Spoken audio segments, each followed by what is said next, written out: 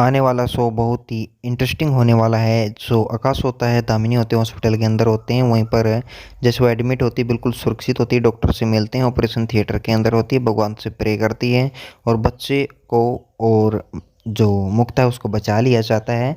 इससे काफ़ी खुशी होती है दामिनी को। और फिर उसके बाद में जो ऑपरेशन थिएटर है वहाँ पर वह दोनों के दोनों चले जाते हैं, क्योंकि वह होश में होती है, बिल्कुल ठीक ठाक होती है। उसके बाद में जो मीठी होती है उसे वीज़ा मिल गया होता है, और जैसे ही पासपोर्ट मिलने के बाद में वह एक तोहफ़ा लिखती है। वो तोहफ़ा बनवाने के बाद सब परिवार को वह तोहफ़ा देती है। तोहफ़ा देने के बाद में उसमें लिखा होता है कि आपसे मिलने का शुक्राना। और फिर उसके बाद में वह सबको बताती है कि मुझे पासपोर्ट मिल गया है, अस्कर ने हमें पासपोर्ट दिलाया है। इस बात पर जो अस्कर की पत्नी होती है उसे धन्यवाद देती है, कहती है कि आपने बहुत अच्छा काम किया कि मीठी को अपने वतन वापस लौटा रहे हो। उसके बाद में वहाँ परिवार के लोग होते हैं, वह सारे खुश होते हैं, लेकिन जो अस्पाक होता है वो काफ़ी चौंक जाता है। दूसरी तरफ विष्णु की डेथ हो जाती है, नानी उसका अंतिम संस्कार कर देती हैं। वहीं पर थोड़ी देर के बाद वहाँ पर मुक्ता जो होती है वह पहुंच जाती है। जैसे मुक्ता वहाँ पर पहुँच कर देखती है कि अंतिम संस्कार किसका किया जा रहा है।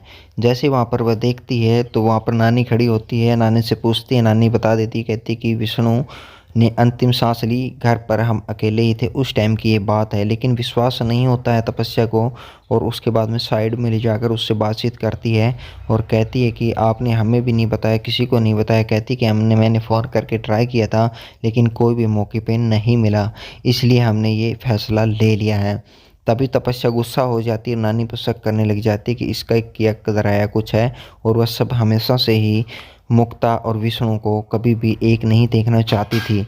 इस बात से आहत हो जाती है और भला बुरा उसे सुनाती है। जैसे ही वह ऑपरेशन थिएटर के अंदर आकाश पहुंच जाता, खाना खिलाने के लिए उसे कहता है, लेकिन वह नहीं खाती। उसके बाद में वो कहता है कि आप मीठी गई तब से आपने भी नहीं खाया है सही तरीके से खाना। तभी कहता है कि आप हौसला रखिएगा, मीठी मिल जाएगी। उसके बाद में वह उसे ब्रेड वगैरह है वह मुक्ता को खिलाता है और उसे कहता है कि आप बिल्कुल ठीक हो, ये भगवान की इच्छा है। मीठी को नींद नहीं आ रही होती है, रात का समय होता है उस समय, क्योंकि पासपोर्ट की खुशी में, क्योंकि उसको जाना होता है इंडिया के अंदर। तभी वहाँ पर जो गिटार बजा रहा होता है स्पार्क, और वह उसके रूम में चली जाती है और जाकर उससे पूछने लग जाती है कि आप सोए क्यों नहीं।